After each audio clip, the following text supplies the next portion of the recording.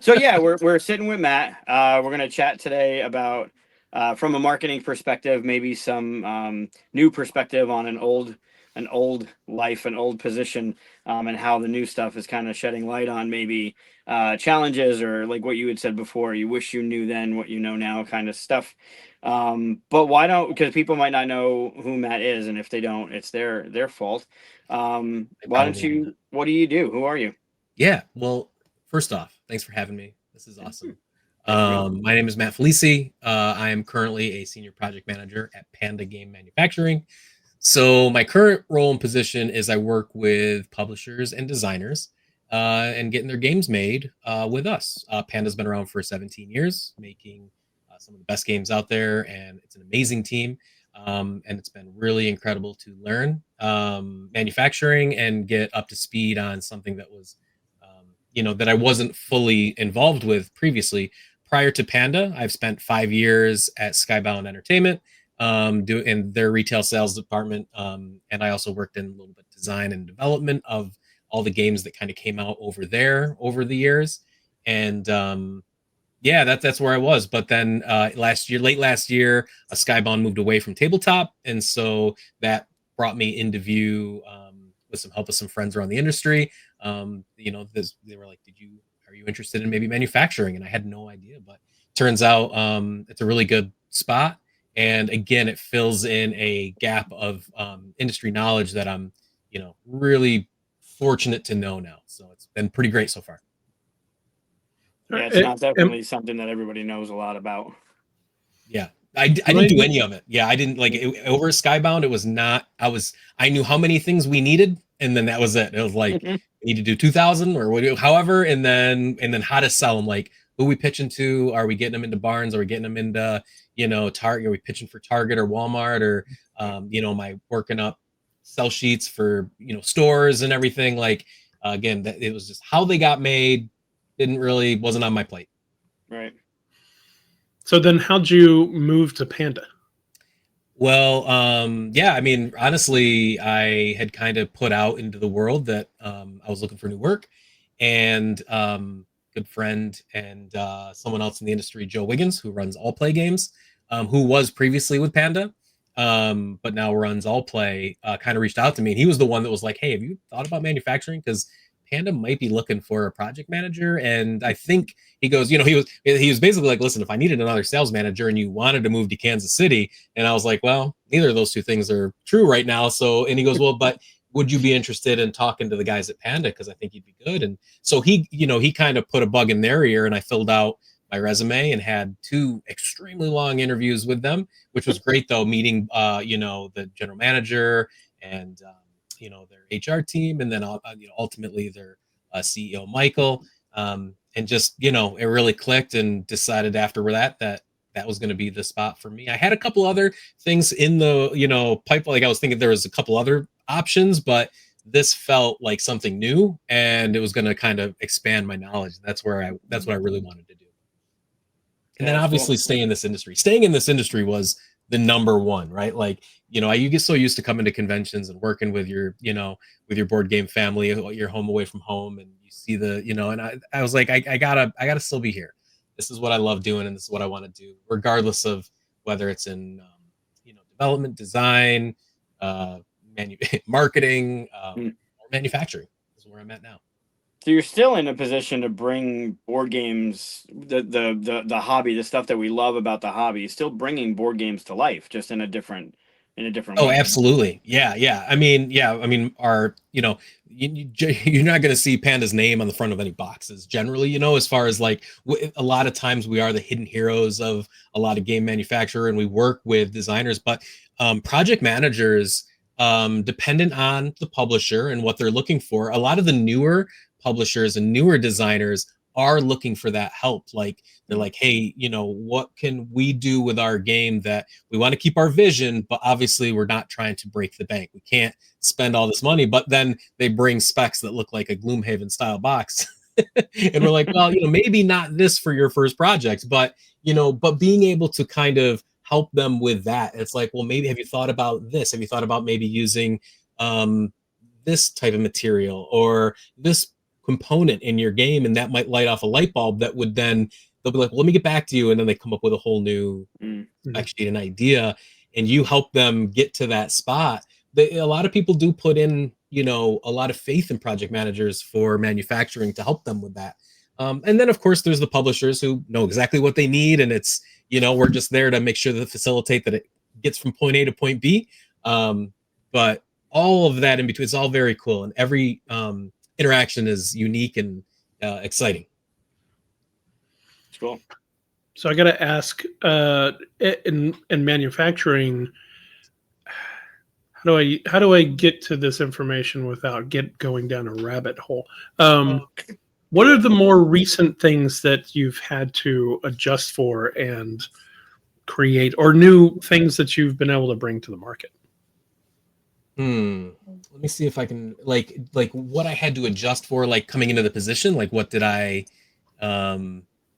mean, I had to learn all of this, right? Like, I mean, it came down to, you know, when publisher, you know, well, we have, for instance, on our site, a request a quote button where anybody can come in and request a quote and upload specs. And I had to be able to read those specs and work those with our team and get them back.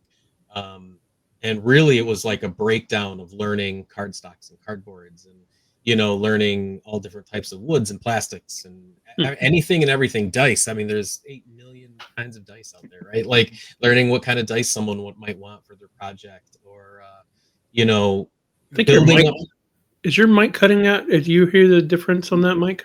Is my mic cutting out? Mine always sucks, so I wouldn't ask me for any feedback. Okay. I think it's whenever, sorry, I didn't mean to interrupt, but I think it's whenever you... Oh, if I turn to the side like this? Sometimes it just kind of goes down low in volume. I don't know why.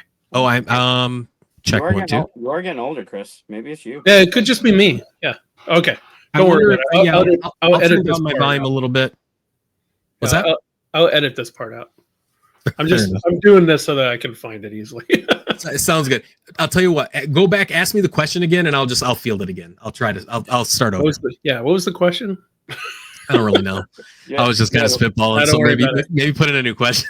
Well, so I mean, I'll continue it. You said you had to learn it all, but coming over from Skybound and doing bringing those games to life, you had prior knowledge going into this position.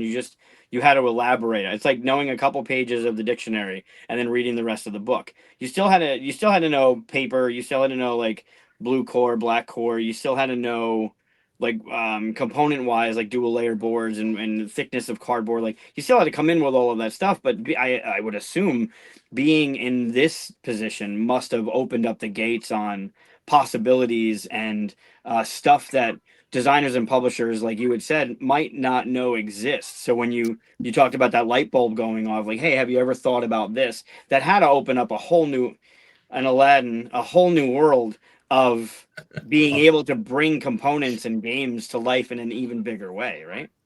Totally. Yeah, you're 100% right. It's and it's, you know, a big component of that is like cost, like how much this stuff costs. Coming down to the difference between a white core and a blue core and a or a black core card, like, you know, stock, or, you know, do players really want 100 miniatures in their first game? It's like, you know, the idea sounds great, and I have all these miniatures at home. I just made this really cool prototype, but knowing how much this stuff is going to cost per unit for that person.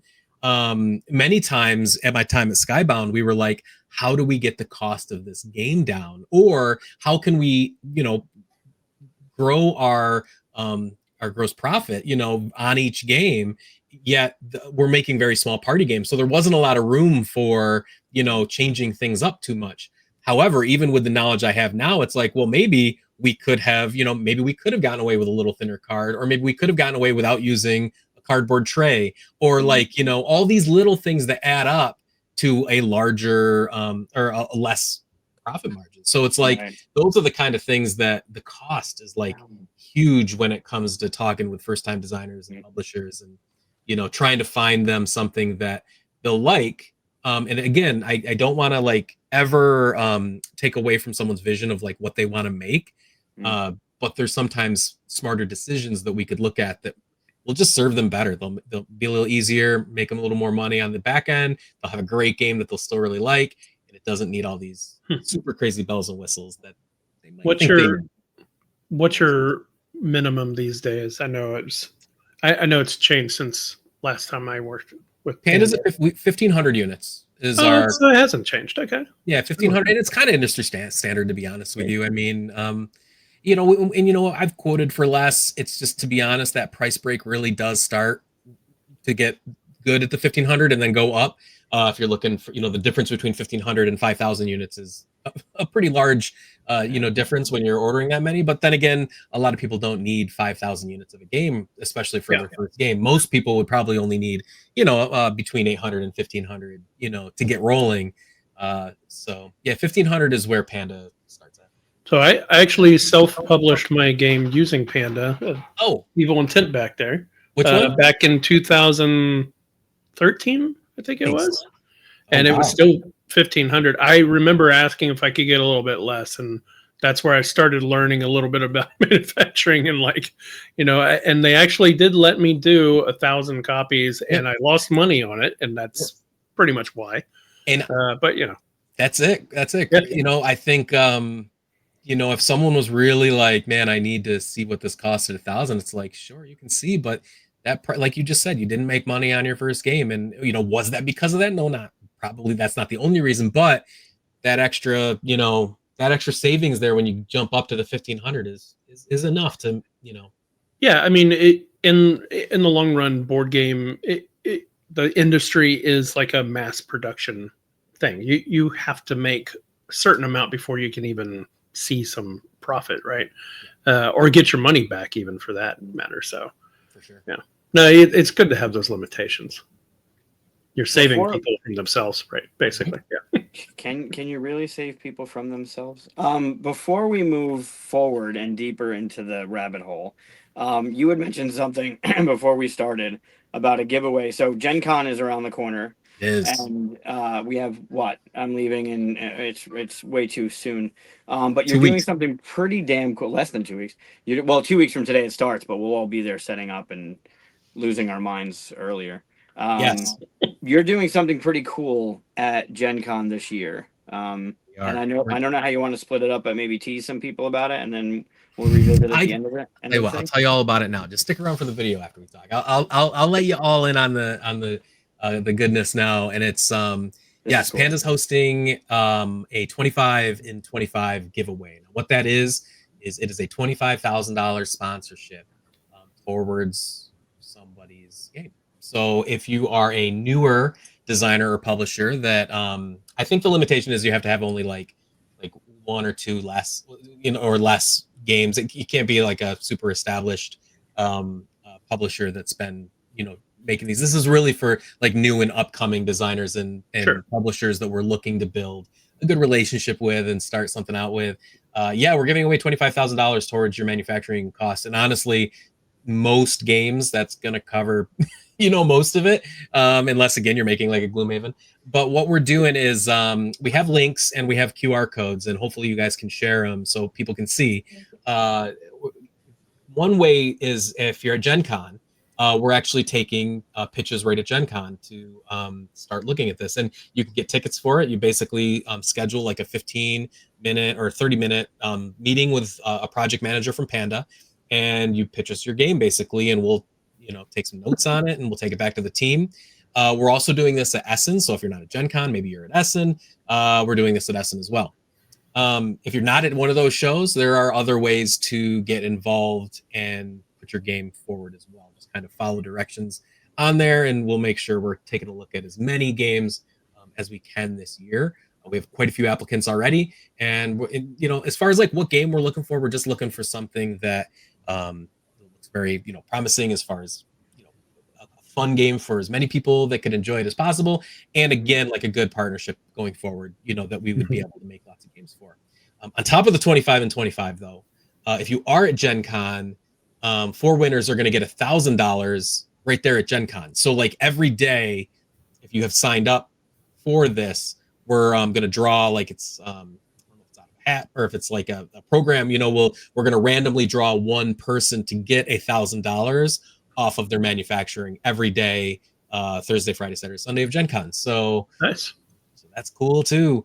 Yes, Yep. I just wanted to mention that marketing team has been going crazy on this. They did a sponsorship last year, had really good success with it, and this year they're upping it, making it even cooler. Get people involved. That's awesome. So participants, does it matter which way they want to go? Like if they want to go retail versus crowdfunding, or? So you can't have like already crowdfunded your game, I believe. The Right. details are in there. There is there's since it would cover the manufacturing costs, I'm not sure how the crowdfunding thing works. It's in the details of it. Right. Yeah. But I was trying to read it real well, quick here and see. the link is going to be in the description here. So Yes, everything is in there, and it's if you have already run a crowdfunding campaign for it, I do believe that makes it so that you can't enter. But if you haven't yet, then just wait and enter in, because maybe you won't need to, right? Like I think that's the point of it. Yep. So, all right. So to piggyback off that, because there was an intent here, you're looking at unpublished, maybe one game published designers, new publishers that are trying to bring their thing to life, their dream to life, their game to life. Yeah. What has been in your time so far, using your knowledge from Skybound and being a project manager and talking about components and figuring out how you're going to put the best product in that box, and now your time with Panda, learning more of what's available to everybody and how you could cut costs and how you can enhance stuff and how you can put gold foil on a card to make it put whatever the things, the tricks are. For if somebody is watching this and just found that link and wants to enter and wants to do their thing, which good for you because you have 2 weeks to get your shit together. What has been the biggest maybe pitfall or challenge that you've seen designers come to you with and be like, hey Matt, I want to do this, and you're like, yeah, that's just not going to work? Yeah, I think I think for first time designers, I think or self-publishing whatnot is putting together a game or an idea that is maybe too large for the scope, is too big for how they haven't done this yet, right? Like again, I've seen and have worked with partners that have brought me very, very large spec sheets that just have everything in the kitchen sink. Like this game, if it was made, it would be as heavy as like a Gloomhaven style box, right? Like with 500 cards and multiple books and whatnot. And there's a lot of things that they're not taking into account. It's like, yes, like prototype wise on your table, it's easy to put it all together and have it out, right, and be like, this is going to be this huge epic thing, but you haven't went through the entire process yet. You haven't, there's like, how much is this game going to weigh and how many can we fit per box? And then that shipping cost might be all that it takes. The shipping cost alone could be too much for what you think. So I just recommend scaling back. Like I would really recommend your first project be something, do a small card game. Like really, like do maybe look at like or just again bringing your scale down a little bit for a good priced small box game that does still have what you want in there. Go through the process, and then afterwards, once you've done it all, go back and then build out that big thing you were thinking about, because you're going to come back at it much smarter. You're going to say, oh, well, I remember the tooling cost. I had no idea that tooling on plastics was going to be as much as it is, right? Like even on like 10 or 20 miniatures, that is a very expensive cost. And I wish we had just done wooden components and or maybe just punchboard, cardboard standees, again, to go through and see every step of the process. Since they haven't seen it, sometimes they don't know. They just think, well, I have this amazing game on my table. How much does it cost to make? And they ask for 2,000, and it's like, well, it's going to be a lot, I would never imagine that it would be scope. I would think it was like they didn't think about, and it was a good point about your carton, like your carton cases. How many are going to fit in a case? How many cases are you going to be able to fit on a pallet? What's that shipping cost going to be? The weight of the game, everything, every thickness you add to, every punch board you add to the box, although nominal, will then increase in its weight and cost at the end of the day. All adds up. Yeah, and we can also as we look at like if you are doing a scaled back version, we can still look at cool upgrades. Like one of the best cheap upgrades, like spot UV on boxes is not that much more. And it always looks super cool, right? So again, it's an extra cost. But Spot UV is a really fun upgrade that I like to, have on most of the stuff that comes my way. I'm like, ooh, what could we maybe there's this flashlight and then the light coming out of it is in Spot UV, and it really only adds like a little bit to your whole thing. And it just, you guys know, like a Spot UV box can sometimes just pop when you look at it. And if you're walking through a board game store and you grab a game and you take a look at it, it's gonna, 10 seconds, look at the front, look at the back. Oh, I think this is cool, right? Like that can make a big difference. Even on the board too, and I've seen a lot of games on the board do Spot UV on the board for certain things. Like if it's a graveyard, the headstones have the Spot UV, or if there's a fire, the fire has it on there. Really, like the attention to detail on some things that might go overseen, unseen, overseen, unseen. You know what I mean? Unnoticed? Can really make a difference. Mm-hmm. Oh yeah, we did that for Last Light on the board. Yeah, that was That's one of them. UV Yeah. Have a little bit, have something shimmer here and there, and it makes it pop more. It makes it look like you paid more attention to details. And it's a great little upgrade. It's not, again, it's not too much. And I also get a lot of people coming saying, like looking at Kickstarter tiers, and they have 50 different products, I have all these different versions of the game that are coming with different things, and it's like, just simplify your life. Like, give me a base. If you want a deluxe, give me a deluxe, or do a base, and then as you get more funding, you unlock a cooler thing that goes on your one version of your game, right? Like you have, I have my game, and if we get to $10,000 or whatever, or we get to 15K, we're going to add in spot foil on this, or we're going to add in some fancy, or like a magnetic box, And it's like, okay, well, that's all your games now have magnetic boxes, right? Like just upgrade it and give everyone that magnetic box. And then, but again, people like having the deluxe editions and the regulars, and I get that, but just mainly thinking, again, for your first time, like keep it easy on yourself. The more products you do, the more you add on to your game, you're just going to give yourself more headaches trying to fulfill that. Oh yeah, and the more SKUs you add, the more SKUs, the more headaches too. Oh yeah, don't do that. You know what? I'm surprised I don't see more often, especially in first-time publishers, things like that, is basically punch board constructed things, right? Mm-hmm. Punch out these different things, put it together. Now you get a cool little wagon. Sure. For whatever reason, when you see that on a table, it upscales everything on a game. 3D parts coming up. There's a little dice tower that's made out of cardboard and stuff. But that's just come down to it. It's just punch board. Mm-hmm. You're just doing punch board, right? Like, so get creative with it, right? I totally agree. I think a good game, I was recently playing Descent, the second version of Descent or whatever. They have a lot of that, like the punch board things that make different levels and everything. And it looks great on the table. And it's not a few more sheets of punch board and some cleverly, have a good graphic designer put your things together. That's awesome. But the more punch board you add, and this is one of the things that I would think people would miss when it came to getting your thing manufactured in a box. When you add those punch boards, right, they end up taking up space in your box. Sure. And then when you punch those things out and you put them in their baggies, or you put them in their trays, or you do whatever, the punch board now goes away. The stuff goes in the tray, and now you're left with that gap. And not many people will think about that, because then when the box tilts, everything pours out. Or do you want to keep the skeletons of your punch board to put underneath your insert so it takes up that room again?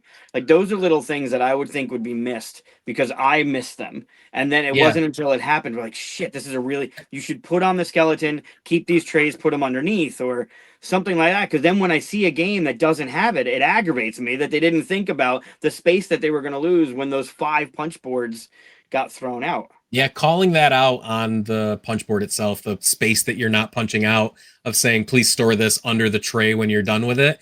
If that's something that you have worked in. But yeah, the punch board, you do add in a lot of punch board. That is a lot of negative space that you got to kind of, if you're going to have a ton of punch board, call that out. As a gamer now, I always put those under, unless it makes my box hover off the top. If I have box lift, those things are getting thrown away. I'm putting it down. But if there's extra space, that they're going under the tray, keep that up the way that it came in the box. That's funny. It does add. I can't remember what game it was, but It was about a week ago. I was moving some stuffs on my shelves, and I picked up a game, and it was just like heavy. I had to put the other arm under. I was like, "What is?" And I open it up, and it's just a very, looks like a normal little plastic insert with some stuff. I was like, "What is going on?" And I lifted it up, and I was like, "Oh, right, I put those sheets of stuff under there." But it didn't look like when you open it up. It didn't look like it had that weight. It was funny. It just made me laugh. It made me think, how many of these games have those hidden sheets under there? I've long forgotten. Again, you're getting old. It might just be your weakness. Could be. Yeah. You need to start lifting boxes. You mentioned shipping and stuff like that. One of the things that, all of us, one of the things that you start to learn is like how many games can go into, what do you call it? A case, right? Mm-hmm. So I think one of my games, the big orange asking for troubles one right here, right? Mm-hmm. At one point I had it, I can't remember what it was, maybe like 125 millimeters tall to fit all the stuff. It's got expansions and stuff in it. And then whatever that number was, it was just a few millimeters short of being able to put another one in a crate.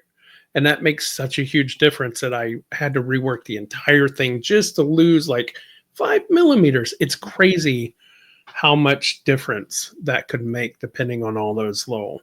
Yeah, and our shipping team, at the factory is like so good at that, and they will constantly, like, if you give me a spec of your, of the box and all the components, they'll look at that and come back with me with possibly a new box spec that says, "Hey, Matt, this is actually going to be a better box spec. Do you want to put this?" Ask the client and say, "Do they want this one instead?" That we'll quote it out for this. If they want the original, fine. Because I'd say 9 times out of 10, they just have an idea of a box size, right? They're like, it's going to be about this size, right? Like a wingspan size box or something like that. And most of the time, those are generally too big for what they are asking for. So the team often does such an incredible job at like giving us those new sizes so that we can pack those boxes so that problem doesn't happen.